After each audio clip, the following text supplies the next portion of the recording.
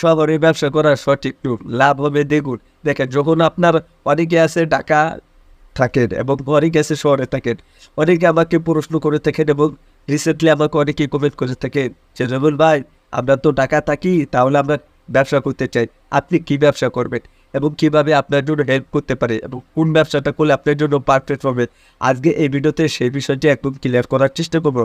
মূলত অনেক বাইরে আছে ঢাকা ব্যবসা করতে চান এবং শহরের ভিতরে ব্যবসা করতে চান, এবং আপনি বুঝতেছেন না যে আপনার ব্যবসাটা কোনটা করলে আপনার জন্য সিলেক্ট হবে এবং কোন ব্যবসাটা করলে আপনার জন্য পারফেক্ট হবে।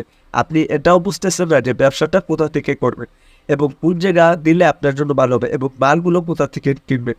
এবং এই যে মাথা একটা টেনশন, সেটা আপনার জন্য করতে হবে না।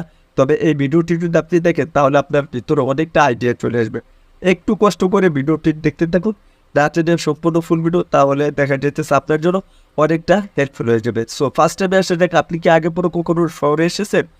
যদি এরকমটা হয় যে না আপনি শহরে এসেছেন বাট আসেননি, যদি আপনি আগে পরে এসে থাকেন তাহলে আপনার ভিতরে একটু আইডিয়া আসবে যে আসলে শহরের মানুষ কীরকম এবং শহরে ব্যবসা করতে অনেক কী কী লাগে।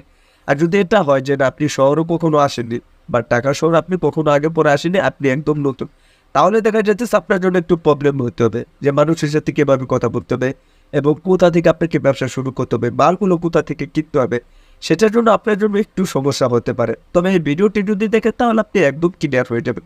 ফার্স্ট টাইমে এসে যান, যখন আপনি একটি ব্যবসা করবেন, তো ব্যবসা করতে হলে তো ওই ধরনের ব্যবসার লোকের সাথে আপনার আলাপ করতে হবে এবং তাদের সাথে পরামর্শ করতে হবে। এবার আপনি আমাকে প্রশ্ন করতে পারেন, তাহলে রুবেল ভাই আপনি আমি ওই ধরনের লোক কোথায় পাবো? সো আপনি কোন ব্যবসাটা করতে চান? ঢাকা শহরে বিভিন্ন ধরনের ব্যবসার কোনো শেষ নেই। আপনি যে কোনো ধরনের ব্যবসা করতে পারবেন। তবে কোনো দোকান নিয়ে ব্যবসা করবেন নাকি দোকানের সামনে ব্যবসা করবেন? দেখেন, অনেক বাইরে আছে কোনো অল্প টাকার ভিতরে ব্যবসা করতে চান। যাদের বেশি টাকা আছে তারা তো দোকান নিয়ে এবং অ্যাডভান্স নিয়ে তাহলে তারা দেখা যাচ্ছে যে ব্যবসা করতে পারে। আর যাদের পুঁজি কম অর্থাৎ টাকা পয়সা কম, তারা তো ওরকম দোকান নিয়ে এবং অ্যাডভান্স নিয়ে ব্যবসাগুলো করতে পারবে না। আমি তাদেরকে উদ্দেশ্য করে বলতে চাই, দেখেন, সো যদি আপনার এরকমটা হয় যে আপনার সামান্য পরিমাণ কিছু টাকা আছে, 50 থেকে 1 লক্ষ টাকা আছে, তাহলে সেই টাকা দিয়ে আপনি পরিচিত কোনো একটা লোকের সাথে এবং আলাপ করে আপনি ঢাকা শহরে যে কোনো দোকানের সামনে এবং যে কোনো দোকানের পাশে আপনি সুন্দরভাবে ফুটপাতে সিস্টেমের আপনি ব্যবসা করতে পারবেন। আপনি যদি বলেন তাহলে আমি কোন ব্যবসাটা করবো ভাই, কোন ব্যবসাটা আমার জন্য পারফেক্ট হবে, আচ্ছা আপনার আইডিয়াটা কীরকম, আপনি কোন ব্যবসাটা বুঝেন ভালো, আমি কোন কথাটা বলবো। এখানে তো আপনার বিভিন্ন ধরনের মানুষের ব্যবসা করে থাকে, যেরকম অনেকে আছে আবার কাঁচা মানে ব্যবসা করে থাকে, অনেকে আছে দেখবেন যে আপনার ভ্যান গাড়িতে করে আপনার মুড়ি তারপরে ফুচকা চটপটি এই ধরনের ব্যবসা করে, অনেক আছে ফল ফলানির ব্যবসা করে, অনেক কিছু কলার ব্যবসা করেন, অনেকে আছে আবার দেখবেন আপনার চায়ের ব্যবসা করেন, অনেক আছে পান সিগারেটের ব্যবসা করেন, অনেক আছে দেখবেন লুটুস তৈরি করে তারপরে ব্যবসা করেন, অনেক আছে শরবতের ব্যবসা করেন। আচ্ছা আপনি কোন ব্যবসাটা করবেন? অনেকে আছে ঘুরে ঘুরে দেখবেন ঝালমুড়ি বিক্রি করেন এবং এখানে ওখানে। আচ্ছা আপনার জন্য সিলেক্টটা কোনটা হবে? দেখেন, যদি আপনি ব্যবসা করতে হয় তাহলে সেখান থেকে আপনি দ্বিগুণ টাকা ইনকাম করতে পারবেন ঢাকা শহরে, তাও আবার নগদ টাকা, বাকি যাওয়ার কোনো চান্স নাই।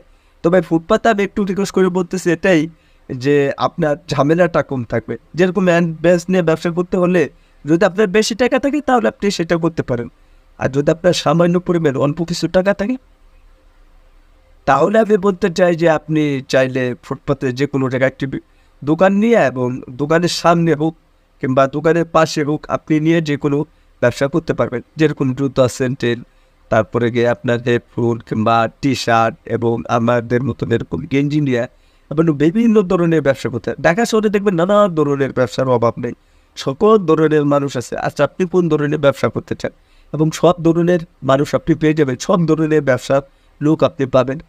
তাদের সাথে একটু আলাপ করবেন, আপনি তাদেরকে একটু ফলো করবেন এবং দেখবেন যে তারা মূলত কোন ধরনের ব্যবসা করে এবং আমি আপনাদেরকে কোনটা বলতে চাবো এবং কোন ব্যবসাটা আপনি বুঝবেন সেটা তো আর আমি বুঝবো না, তাই না? তবে আপনাকে ঢাকা শহরে আসতে হবে, আর যদি আপনি ঢাকা শহরে থেকেই থাকেন তবে আপনাকে একটু ঘুরে পুরে তারপর আপনি দেখবেন যে আসলে কত ধরনের মানুষ কত ধরনের ব্যবসা করে থাকে।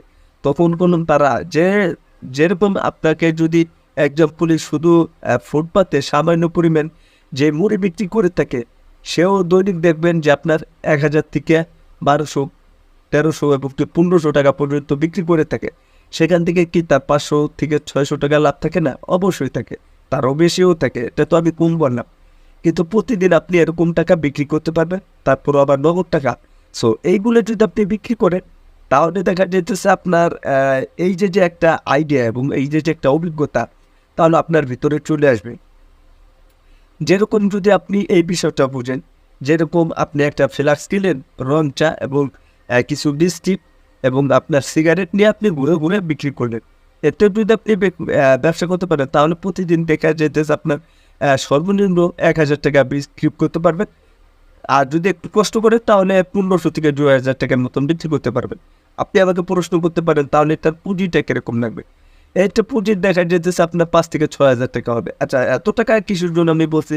যেরকম আপনার অল টাইম কাপ কিনতে হবে, তারপর আপনার একটি ফ্লাক্স কিনতে হবে। বর্তমানে ফ্লাক্সের দামটা একটু বেশি, ১২ থেকে ১৩০০ কিংবা ১৫০০ টাকা আমি ধরে নিলাম।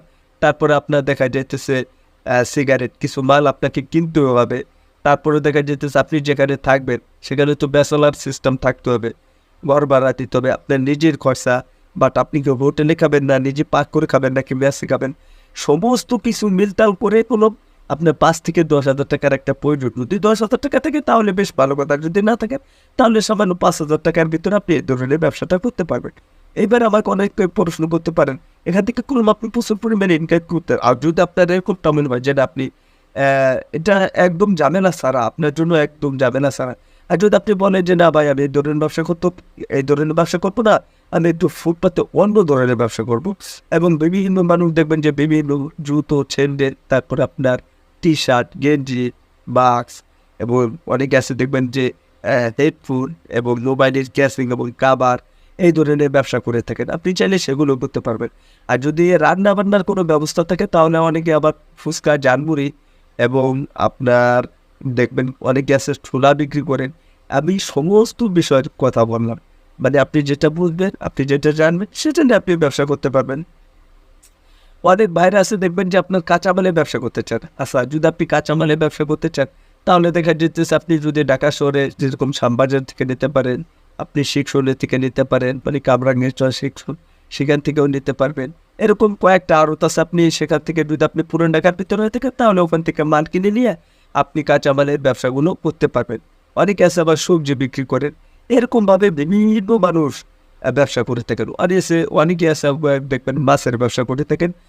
সোয়ারি ঘাট, ওখান থেকে মাছ কিনে নিয়ে পরে আপনার দেখা যাচ্ছে ৪টা ৯টার দিকে বেরিয়ে গেল, আপনার দুপুর কিংবা ২টা ৩টার ভিতরে তারা কোনো সমস্ত মাছ বিক্রি করে ফেলে। এতেও দেখা যাইতেছে ৫ থেকে ৭০০, ৮০০, ১,০০০ টাকা পর্যন্ত তারা লাভ করে থাকেন, তাও আবার নগদ টাকা। আজকের ভিডিওটা শুধু খালি এই জন্যই যে যারা নগদ টাকা ব্যবসা করতে চান এবং টাকা ইনকাম করতে চান দ্বিগুণ টাকা, তারা এই ধরনের ব্যবসার কথা বললাম। আর এর ভিতরে আপনি সিলেক্ট করে নেবেন যে আসলে আপনার কোন ব্যবসাটা করা উচিত, যেটা ভালো বুঝবেন সেটা নিয়ে। ভিডিওটি ভালো লাগলে অবশ্যই ভিডিওতে একটি লাইক করবেন, নতুন হলে চ্যানেলটি সাবস্ক্রাইব করে আমাদের সাথে থাকবেন। এই ভিডিওটি আপনার বন্ধুদের মাঝে শেয়ার করে দেবেন। ধন্যবাদ সবাই।